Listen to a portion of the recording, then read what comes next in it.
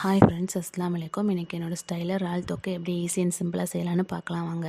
அதுக்கு ஒரு கடாய் அடுப்பில் வச்சு ஆயில் சேர்த்து 2 வெங்காயம் கட் பண்ணி சேர்த்துக்கிறேன். ஒரு பச்சை மிளகாய், கொஞ்சம் கருவேப்பிலையும் சேர்த்து நல்லா வெங்காயம் வதங்குற வரைக்கும் வதக்கி விட்டுக்கோங்க. இந்த இறால் கிரேவி, சிக்கன் கிரேவிலாம் வைக்கும்போது அந்த சட்டியில் வெறிஞ்சோரை போட்டு விரவி சாப்பிட்றது யாருக்கெல்லாம் பிடிக்கும்? எனக்கு ரொம்ப பிடிக்கும். ஆனால் அந்த மாதிரி நான் சாப்பிட்றத பார்த்தா எங்கள் அப்பா என்ன சொல்லுவாங்கன்னா, சட்டியில் சோறை போட்டு திங்கிற, அதனால தான் உனக்கு மண்டை வேலை செய்ய மாட்டேங்குது அப்படின்னு சொல்லுவாங்க. நான் எங்கள் அப்பாவை வெறுப்பேற்றணும்னே செய்வேன். அவங்களும் சொல்லி சொல்லி பார்த்தாங்க, நான் திருந்துற மாதிரி தெரியல. எங்கள் அப்பா அப்படி சொல்கிறதே விட்டுட்டாங்க.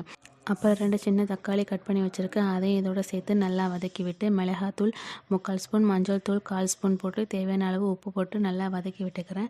இது 1/2 கிலோ இறால், அதோட கழிவையெல்லாம் போய் ஒரு 1/4 கிலோ இருக்கும். அதையும் இதோட சேர்த்து நல்லா வதக்கி விட்டு தண்ணி சேர்க்காம மூடி போட்டு வேக வச்சுக்கலாம். அவ்வளோதான். கடைசியில் இறாலை இறக்கும்போது கொஞ்சம் மிளகுத்தூள் போட்டு இறக்குங்க. சூப்பராக இருக்கும். ட்ரை பண்ணி பாருங்கள். என்னுடைய அடுத்தடுத்த காணொளிக்காக காத்திருங்கள் தோழிகளே. அஸ்ஸலாமு அலைக்கும்.